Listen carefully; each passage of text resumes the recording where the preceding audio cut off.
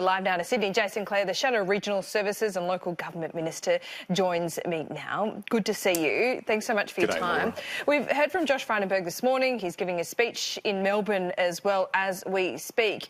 He's promising a really expedited timeline in implementing the 76 recommendations from the Royal Commission. It's essentially by the end of 2020, so about 18 months away. Is that a fair timeline in your view? Would you call that fast-tracked? Would you really call that expedited? Have a look at Josh's op-ed in the paper today. He doesn't even guarantee the legislation will be introduced and passed and implemented by the end of next year. He just says it'll be introduced.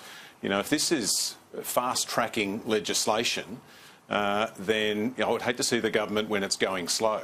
It can, when the government wants to get things done quickly, it can. We've seen national security legislation pass through the parliament really quickly, sometimes in the space of a day.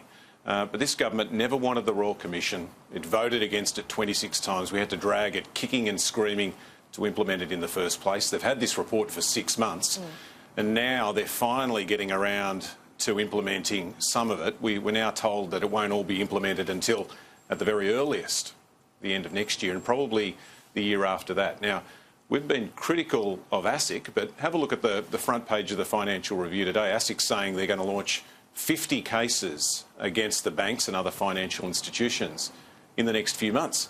But it's going to take Josh Frydenberg and Scott Morrison and the government another year and a half before they implement 50 recommendations of the Royal Commission. I think if you were ripped off by the banks and you gave evidence to this Royal Commission, you'd be pretty disappointed that this government is still taking way too long to get anything done. One of the recommendations as well, the government says it is taking on board, but is going to wait and review, and that is when it comes to mortgage brokers. Now, Labor did have a different position going into the election. Has your position changed, or do you now support the government? Yeah, you're right. We had a slightly different approach to the government in our policies at the election. We said we'll review all of the policies we took to the election, and we'll take a constructive approach here, because what we want to do is get these recommendations implemented as quickly as possible. It shouldn't take 18 months or 24 months to get all this done. Get the legislation into the parliament, get it in September when we come back in a couple of weeks' time, and we'll work constructively with the government to take the action that's needed and the action that's been recommended by the Royal Commission. Do you accept the argument that by banning trailing commissions altogether, it may have had the unintended consequences of just giving the Big Four more power? So you're happy perhaps to have this 3-year review?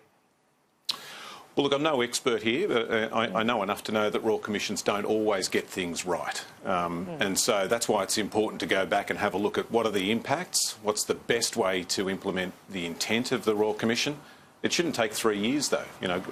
There should be enough smarts in the Parliament with the support of the public service to work out what we need to do here and do it quickly. There's a screaming headline on the Sydney Morning Herald this morning which says the building crisis cost could hit $6 billion. You also are the housing, shadow housing minister.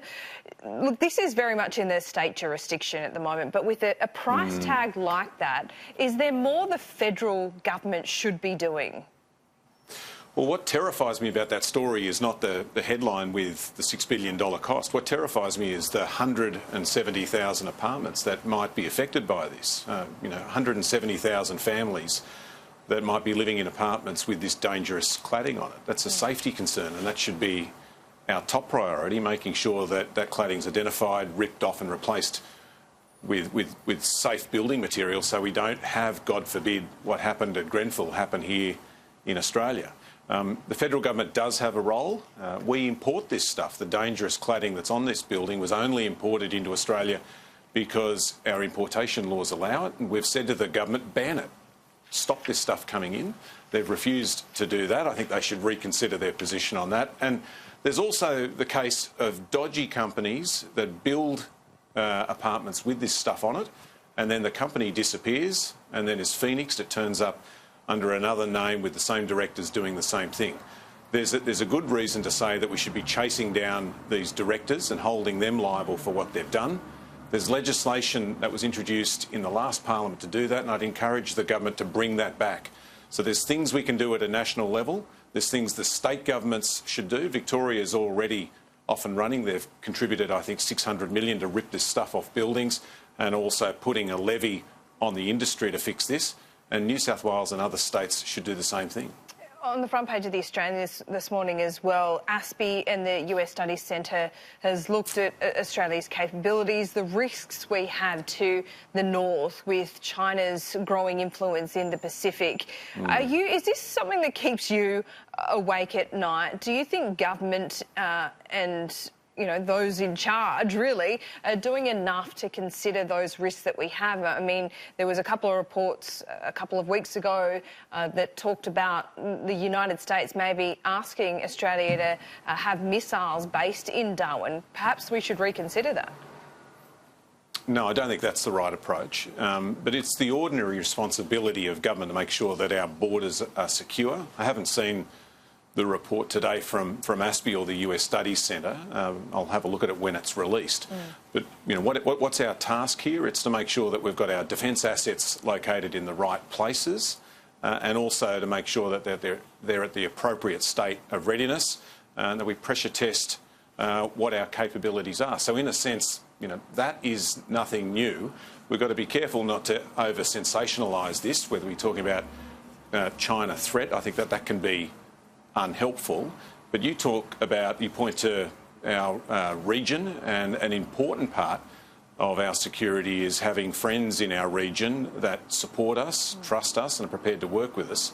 What happened on the weekend or late last week in the Pacific didn't help in that regard. The step up has become a stuff up. So what would you have done, though? Would you have said, OK, yeah, we'll stop producing coal? No. And Penny Wong was asked and answered that question on Insiders yesterday. But what we would have done is make a commitment to cut our emissions. This government has seen emissions go up at the same time as electricity prices have gone up. But your That's target is under review now. So will you go further than the 45% reduction in emissions beyond 2030? Nice try, Laura. This is all part of what we need to look at as we prepare for the next election, which is a long way away. Based on your argument, you're not going to make that any less ambitious, are you? Well, no. If we had won the election, then we would have went to that conference with a lot more credibility, because we would have went as a party in government that was prepared to take climate change seriously and do something serious about it. The big problem that Scott Morrison had, apart from upsetting people at the meeting, was that he leads a government where emissions have gone up, not down, and full of people that actually think that we shouldn't be doing anything about climate change. And that, in the context of this report in The Australian today, reduces our support in the region and therefore our security in the region. Jason Clare, as always, appreciate your time. Thanks, Laura.